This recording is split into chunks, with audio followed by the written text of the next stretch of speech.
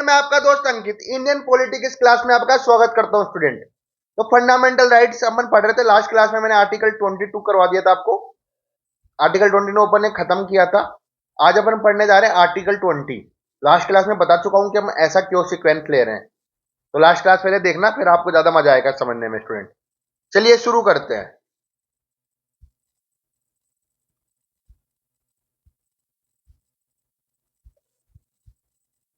तो last class में मैं बता दिया था आर्टिकल 2021 को क्या बोला जाता है स्टूडेंट। इनको एक साथ बोलते हैं bedrock of the Indian constitution. क्या बोलते हैं student? Bedrock of the Indian constitution. ये आर्बिट्री स्टेट अगेंस्ट एक्शन के खिलाफ है, मतलब बचाता है इंडिविजुअल को। बचाता है किससे? आर्बिट्री। आर्बिट्री मतलब मनमानी स्टेट के एक्शन। स्टेट अपनी मर्जी से कुछ भी नहीं कर सकता। तो हमने लास्ट क्लास में क्या पढ़ा था स्टूडेंट? आर्टिकल 22 पढ़ा था, protects against arrest and detention. और आज पढ़ेंगे student upon article 20, protection from arbitrary conviction, कि जबरदस्ती किसी को भी जेल वेल या सजा नहीं मिलेगी। बाकी कुछ प्रोसीजर उसको फॉलो करना पड़ेगा स्टूडेंट। तो देखिए आर्टिकल 20 स्टार्ट करते हैं।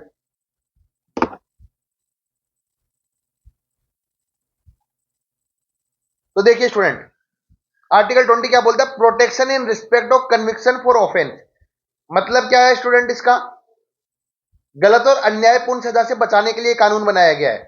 किसी को गलत तरीके से जेल में नहीं डाल सकते, और अन्यायपूर्ण मतलब किसी को गलत सजा नहीं सुना सकते, उसके लिए प्रोटेक्शन है in respect conviction for offence.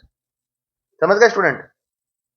Article 20 become applicable only when a matter finally comes before a court.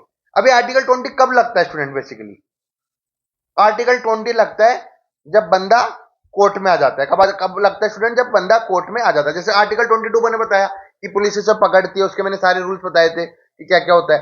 तो ये जब पुलिस ने पकड़ लिया, अब आगे का कार्रवाई कहां पे होगी? कोर्ट के अंदर होगी। अब बंदा कोर्ट में आ गया, तब लागू होगा आर्टिकल 20।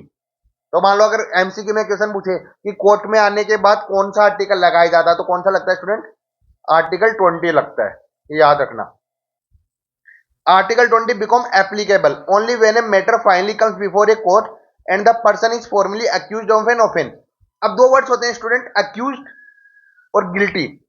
अक्यूज कौन होता है? जिसपे इल्जाम लगा है, अभी प्रूफ नहीं हुआ है, इल्जाम ही लगा है उसपे सिर्फ अभी इल्जाम लगा हुआ है, उसको क्या बोलेंगे? अक्यूज्ड। और जिसको प्रूफ कर दिया कि भैया इसने हाँ प्रूफ दे दिया, तो वो गिल्टी है। A person against whom allegation are made and trial is pending. अभी ट्रायल बाकी है लेकिन एलिगेशन लगे हैं उस पे। A person whose guilt is proved, court ने प्रूव कर दिया, मतलब कोर्ट के अंदर उसको प्रूफ कर दिया गया कि यही है। तो इसलिए एक लाइन बोली जाती है, innocent until proven guilty beyond reasonable doubt. क्या बोला जाता है? Innocent until proven guilty beyond reasonable doubt. इसको बोला जाता है प्रेजम्पशन ऑफ इनोसेंस। अब प्रूफ करने की जिम्मेदारी किसकी होती है? बर्डन ऑफ प्रूफ किस पे होता है स्टूडेंट? बर्डन ऑफ प्रूफ किस पे होता है? ये होता है प्रोसिक्यूशन पे, लॉयर पे और पुलिस पे। अक्यूज को कुछ नहीं करना है प्रूफ। अक्यूज के खिलाफ कौन प्रूफ करके देगा? प्रोसिक्यूशन मतलब लॉयर्स और पुलिस, उनकी जिम्मेदारी, उसको बोलते हैं बर्डन ऑफ प्रूफ। तो बर्डन ऑफ प्रूफ किसमें होता है? जैसे आप गवर्नेंस की क्लास में जब सीबीआई पढ़ेंगे ना हम लोग, तो वहां पे एक वर्ड मिलेगा रिवर्स बर्डन ऑफ प्रूफ। क्या मिलेगा student? Reverse burden of proof. तो वो उस क्लास में मैं पढ़ाऊंगा आपको। तो अभी समझना बर्डन ऑफ प्रूफ किस पे होता है? पुलिस पे और प्रोसिक्यूशन पे। समझ गए स्टूडेंट? आर्टिकल 21 देखिए स्टूडेंट। 21 क्या बोलता है student? No retrospective criminal law. क्या बोलता है 21? क्या बोल रहा है? No retrospective criminal law. मतलब क्या है इसका? कोई व्यक्ति उस काम के लिए सजा नहीं पा सकता जो उस समय अपराध नहीं था। मान लो किसी ने 2015 में कुछ अपराध किया है, मान लो एग्जाम्पल के तौर पे, मैं अभी रिसेंट का एग्जाम्पल आपको देता हूं। हाँ, अभी आपने देखा होगा यूजीसी की गाइडलाइन आई है। यूजीसी की गाइडलाइन आई है स्टूडेंट, मतलब उन्होंने कानून बनाया है। यूजीसी के अकॉर्डिंग क्या है कि कोई भी जनरल कैटेगरी का बंदा या बंदी अगर छोटी कास्ट को कुछ बोलते हैं, कुछ उनके साथ बुरा व्यवहार करते हैं, तो उनपे केस हो सकता है। यही आया है यूजीसी की गाइडलाइन के अंदर कि अगर उनके खिलाफ कुछ भी बोला जाता है तो उनपे केस हो सकता है। अब मान लो ये कानून आया है 2026 में, और किसी बंदे ने यही क्राइम किया हो 2025 में, या कब किया हो? 2025 में क्राइम किया हो कि एक जनरल कैटेगरी के बंदे ने किसी छोटी कास्ट के बंदे को उल्टा सीधा बोला हो, कुछ गलत उसको बेइज्जती की हो उसकी। लेकिन कानून कब आया? 2026 में। और उसने बोला कब था 2025 में, तो उस पर कार्रवाई नहीं होगी स्टूडेंट। आर्टिकल 21 क्या बोलता है, 21 कि उस पर कार्रवाई नहीं होगी। अगर कानून 2026 में आए तो 2026 में अगर गलती करी है तभी उस पर सुनवाई होगी कोर्ट के अंदर, अदरवाइज उसको अक्यूज नहीं माना जाएगा, उसने गलती कुछ नहीं करी है। तो इसलिए बोला गया no retrospective criminal law, no person shall be convicted for an act which was not an offence at the time of commission. जब उसने क्राइम किया था तब ऐसा कोई क्राइम था ही नहीं। सब्जेक्टेड है penalty greater than what existed time, तो उसको उसके लिए कोई सजा नहीं मिलेगी स्टूडेंट। ऐसा नहीं है कि आपने 2025 में किया कानून बन गया तो चलो उसको सजा देते हैं, तो उसको सजा नहीं मिलेगी। Prohibit ex facto criminal law, ये ज्यादातर क्रिमिनल लॉ पे लगता है, apply on to criminal law, not civil law पे नहीं लगता स्टूडेंट, ओनली क्रिमिनल लॉ पे लगता है, याद रखना। Protect individual from arbitrary punishment, ये इंडिविजुअल को बचाता है कि अपनी मर्जी से पनिशमेंट नहीं, ऐसा तो नहीं तो गवर्नमेंट जब देखो कानून बनाती रहेगी, ऐसे नए नए कानून बनाती रहेगी और सबको सजा देती रहेगी, तो उसे बचाने की बात करता है ये।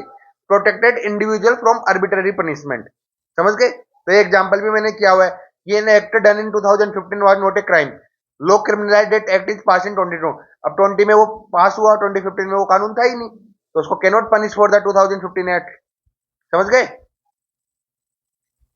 तो ये हो गया 20 का 1, समझ में आया स्टूडेंट। चलिए आगे 20 का 2 देखिए स्टूडेंट, नो डबल जेपर्डी।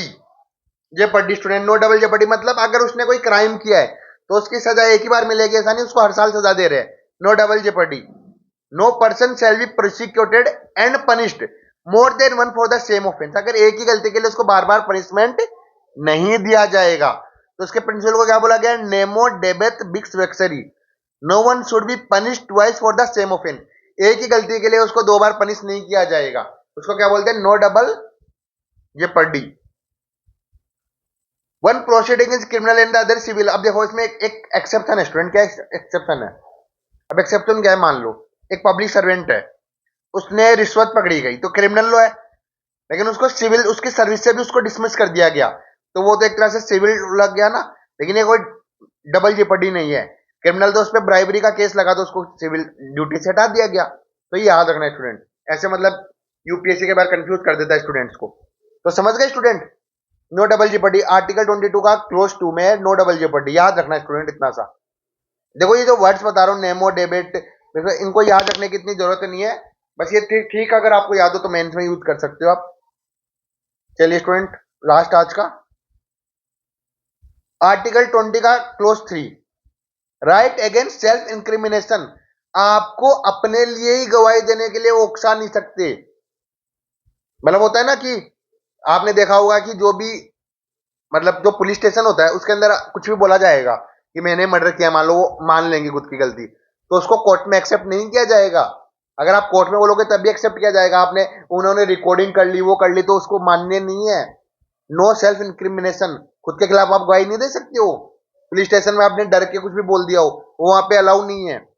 ये देखे यहाँ पे क्या है, मतलब मैंने जो फिगर डाला उसका मतलब क्या, चुप रहना है, कुछ बोल नहीं सकते हो।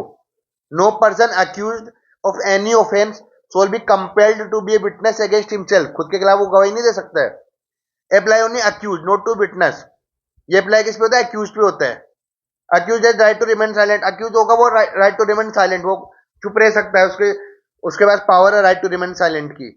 Any confession made to police is not admissible evidence, कोई भी कन्फेशन अगर वो पुलिस को देगा तो वो एज ए एविडेंस कोर्ट में लागू नहीं होंगे, नॉट एडमिसिबल एज एविडेंस, समझ गए स्टूडेंट।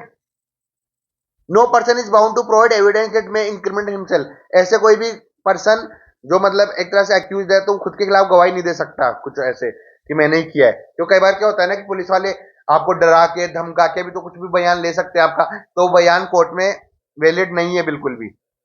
लेकिन कुछ चीजें हैं जो पुलिस वाले कर सकते हैं, जैसे ब्लड सैंपल ले सकते हैं, आपका हैंड राइटिंग मिला सकते हैं, फिंगरप्रिंट्स ले सकते हैं, वॉइस सैंपल ले सकते हैं, डिटेक्टर टेस्ट कर सकते हैं, पॉलीग्राफिक टेस्ट कर सकते हैं, नार्को एनालिसिस कर सकते हैं। तो ये चीजें अलाउड है, ये एक्सेप्शन है, ये अलाउ है, ये चीजें की जा सकती है, ये विटनेस के तौर पे मानी जाएगी। उसके अलावा दो केसेस भी है, नंदनी शताब्दी वर्सेस पियलडानी और मिरंडा वर्सेस, ये तो यूएसए का केस है स्टूडेंट, तो आप देख सकते हैं। तो ये कुछ केसेस भी है। तो आर्टिकल 20 अपना यहीं पे खत्म होता है स्टूडेंट। एक सेकंड स्टूडेंट,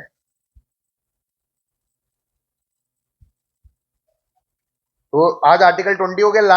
नेक्स्ट क्लास में आर्टिकल 21 पढ़ाऊंगा स्टूडेंट। तो नेक्स्ट क्लास में आर्टिकल 21 लेके आऊंगा। तब तक के लिए आप कोई भी डाउट आ रहा है, कुछ भी आ रहा है, तो आप टेलीग्राम पे पूछ सकते हैं, कमेंट में पूछ सकते हैं। डिस्क्रिप्शन में मेरे टेलीग्राम का लिंक मिल जाएगा। लाइक कमेंट करना मत भूलिए स्टूडेंट। सब्सक्राइब करिए और शेयर करिए अपने फ्रेंड्स को। Thank you.